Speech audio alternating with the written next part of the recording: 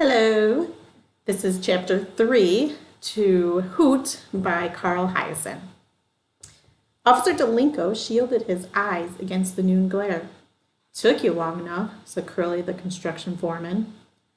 There was a 4-car pile up north of town, the police officer explained, with injuries.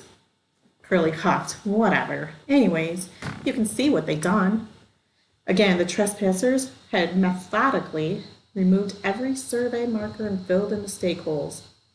Officer Delink wasn't the sharpest knife in the drawer, but he was beginning to suspect that this wasn't the random work of juvenile pranksters. Perhaps somebody had a grudge against Mother Paula and her world-famous pancakes.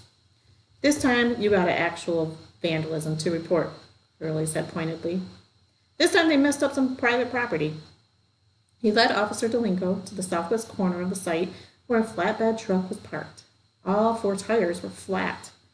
Curley raised the palms of his hands and said, "There you go. Each of them tires is worth $150. What happened? The policeman asked. The sidewalls were slashed. Curley's shiny head bobbed in indignation. Officer Delink knelt down and studied the truck's tires. He couldn't see any knife marks in the rubber. I think somebody just let the air out, he said. Curley muttered a reply that was difficult to hear. I'll make a report anyway, the policeman promised. How about this? Curley said. How about you put some extra patrols around here? I'll speak to my sergeant. You do that, Curley grumbled. I got some people I can speak to myself. This is getting ridiculous. Yes, sir, Officer Delink noticed that 3 portable latrines were strapped on the back of the flatbed truck. He caught himself smiling at the name painted on the blue doors, Travelin' Johnny. For the construction crew, Curley explained. For when we get this project started, if we ever get started. Did you check them out?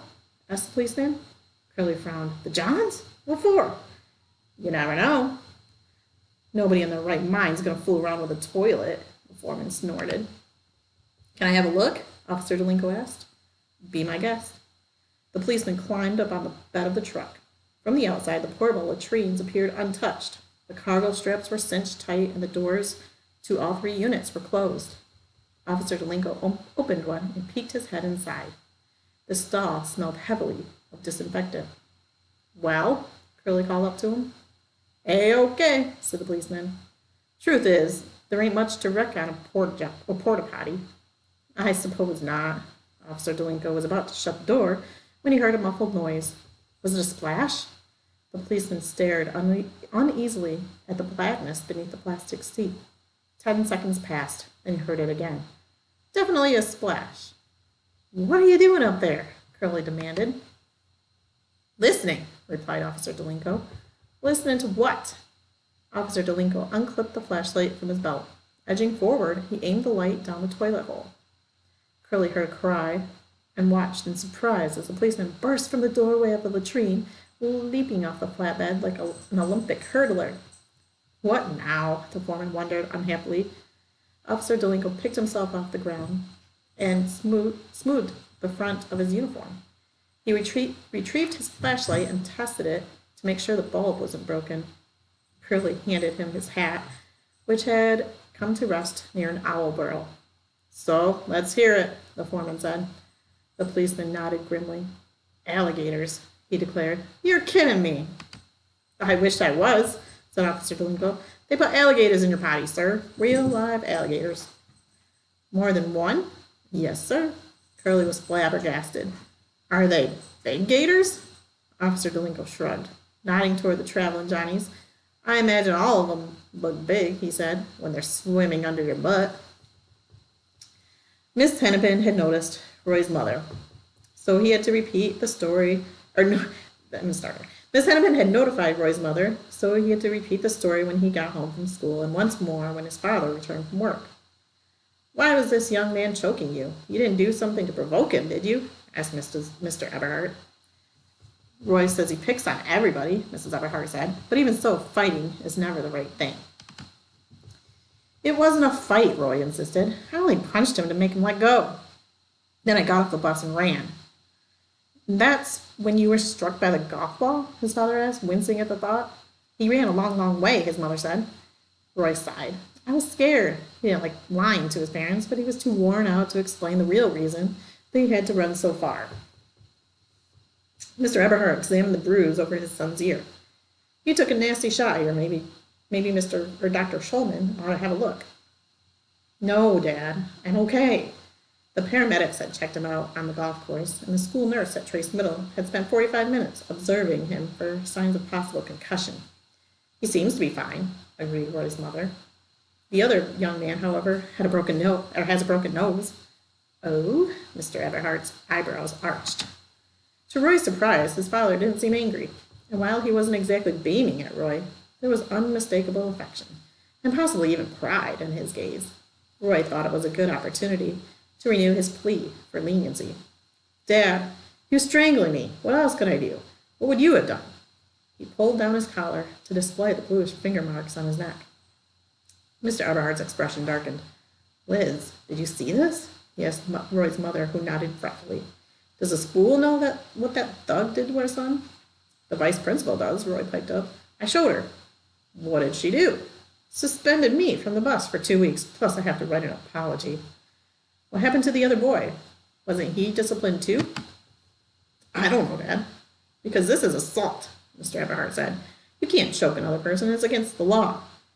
You mean they could arrest him? Roy didn't want to get Dana Matherson thrown in jail because then Dana's mean and equally large friends might come after him. Being the new kid in school, Roy didn't need to be making those types of enemies. His mother said, Roy, honey, they're not going to arrest him, but he needs to be taught a lesson. He could seriously hurt somebody picking on a small kid the way he does. Mr. Eberhard sat forward intently. What's the boy's name? Roy hesitated. He wasn't sure exactly what his father did for a living, but he was aware it had something to do with law enforcement. Occasionally, when talking to Roy's mother, Mr. Eberhard would refer to his working for the DOJ, which Roy had deciphered as the United States Department of Justice. As much as Roy disliked Dana Matherson, he didn't believe the kid was worthy of the U.S. government's attention. Dana was just a big stupid bully. The world was full of them. Roy, please tell me, his father pressed. The boy's name is Matherson, Mrs. Eberhard chimed in. Dana Matherson. At first, Roy was relieved that his father didn't write the name down, hoping it meant he wasn't going to pursue the incident. Then Roy remembered that his father seemed to have a supernatural memory. For instance, he could still recite the batting averages of the entire starting lineup for the 1978 New York Yankees. Liz, you should call the school tomorrow, Dr. Eberhard said to Mrs. Eberhard, and find out if and how this boy will be disciplined for attacking Roy. First thing in the morning, Mrs. Eberhard promised. Roy groaned inwardly. It was his own fault that his parents were reacting so strongly. He should never have shown them the marks on his neck. Mom, Dad, I'll be fine. Honest, I will. Can't we just let the whole thing drop? Absolutely not, his father said firmly. Your dad's right, said Roy's mother. This is a serious matter.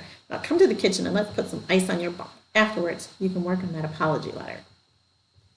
On one wall of Roy's bedroom was a poster from the Livingston Rodeo that showed a cowboy riding a ferocious humpback bull. The cowboy held one hand in the air, and his hat was flying off his head. Every night before turning off the lights, Roy would lie on his pillow and stare at the poster, imagining that he was the sinewy young bull rider in the picture. 8 or 9 seconds was an eternity on top of an angry bull, but Roy imagined himself hanging on so tightly that the animal couldn't shake him no matter how furiously he tried. The seconds would tick by until finally the bull would sink into its knees in exhaustion. The boy would calmly climb off, waving to the roaring crowd. That's how he played the scene in his mind. Maybe someday, Roy thought hopefully, his father would be transferred back to Montana. Then Roy could learn to ride bulls like a cowboy. On the same wall of his bedroom was a yellow flyer handed out to drivers entering Yellowstone National Park. The flyer said, "Warning! Many visitors have been gored by buffalo. Buffalo can weigh 2,000 pounds and can sprint at 30 miles per hour, 3 times faster than you can run. These animals may appear tame, but are wild, unpredictable, and dangerous. Do not approach buffalo." At the bottom of the handout was a drawing of a tourist being tossed on the horns of a fuming bison. The tourist's camera was flying one way and his cap was flying another, just like the cowboy's hat and rodeo poster. Roy had saved the Yellowstone Flyer because he was so amazed that anybody would be dumb enough to stroll up to a full-grown buffalo and snap its picture. Yeah, it happened every summer, and every summer some nitwit tourist got gored. It was exactly the sort of idiotic stunt that Dana Matherson would try, Roy thought, as he contemplated his apology letter. He could easily envision the big goon trying to hop on a bison like it was a carousel pony. Roy took a piece of lined notebook paper out of his English folder and wrote, "Dear Dana, I'm sorry I busted your nose. I hope the bleeding has stopped. I promise not to hit you ever again as long as you don't bother me on the school bus. I think that's a fair arrangement. Most sincerely, Roy A. Everhart." He took the page downstairs and showed his mother, who frowned slightly. "Honey, it seems a little too, forceful." "What do you mean, Mom?" "It's not the content of the letter as much as the tone." He handed it to Roy's father, who read it and said, "I think the tone is exactly right, but you'd better look up arrangement in the dictionary." The police captain slumped at his desk. This wasn't how he planned to end his career. After 22 winters pounding the streets of Boston, he moved to Florida with the hope of 5 or 6 warm and uneventful years before retirement. Coconut Cove had sounded ideal, yet it had turned out not to be the sleepy little village that the captain had envisioned. The place was growing like a weed. Too much traffic, too many tourists, and yes, even crime. But nasty big city crime, but not nasty big city crime, but flaky Florida-style crime. "How many?" he asked the sergeant. The sergeant looked at Officer Delink, who said, "Total of 6. 2 in each toilet?" "Yes, sir." "How big?" "The largest was 4 feet even. The smallest was 31 inches, replied Officer Delinko, reading matter-of-factly from his report. "Real alligators?" the captain said. "That's right, sir." Officer Delinko's sergeant spoke up. "They're gone now, Captain, don't worry. A reptile wrangler came and got 'em out of the Johns." With a chuckle, he added, the little one almost took the guy's thumb off. The captain said, "What's a reptile wrangler?" "Oh, never mind. Believe it or not, we found him in the Yellow Pages." "Figures," the captain muttered. Normally, an officer of his rank wouldn't get involved in such a silly case, but the company building the pancake franchise had some clout with local politicians. One of Mother Paula's big shots had called Councilman Grandy, who immediately chewed out the police chief, who quickly sent word down the ranks to the captain, who swiftly called for the sergeant, who instantly summoned, last and least, Officer Delinko. "What the heck's going on out there?" the captain demanded. "Why would kids single out this one construction site to vandalize?" "2 reasons," said the sergeant. "Boredom and convenience. I'll bet you $5 it's juvies who live in the neighborhood." The captain eyed Officer Delinko. "What do you think?" "It seems too organized to be kids pulling out every stake, not just once but twice. Think about what happened today. How many kids do you know who could handle a 4-foot gator?" Officer Delinko said. "Seems awful risky for a practical joke." Delinko was no Sherlock Holmes, thought the police captain, but he's got a point. "Well, then let's hear your theory," he said to the patrolman. "Yes, sir. Here's what I think," Officer Delinko said. "I think somebody's got it in for Mother Paula. I think it's some kind of revenge deal." "Revenge?" repeated the captain somewhat skeptically. "That's right," the patrolman said. "Maybe it's a rival pancake house." The sergeant shifted uncomfortably in his chair. "There's no other pancake house in Coconut Grove." "Okay," said Officer Delinko, rubbing his chin. "So then, how about a disgruntled customer? Maybe someone who once had bad breakfast at a Mother Paula's?" The sergeant laughed. "How can you mess up a flapjack?" "I agree," the captain said. He'd heard enough. "Sergeant, I want you to send a patrol car by the construction site every hour." "Yes, sir." "Either you catch these vandals or you scare them away. It doesn't matter to me as long as the chief isn't getting any more phone calls from Councilman Bruce Grandy. Clear?" As soon as they left the captain's office, Officer Delinko asked his sergeant if he could come in early to work the Mother Paula patrol. "No way, David. The overtime's budget's tapped out." "Oh, I don't want any overtime," the patrolman said. All he wanted was to solve the mystery.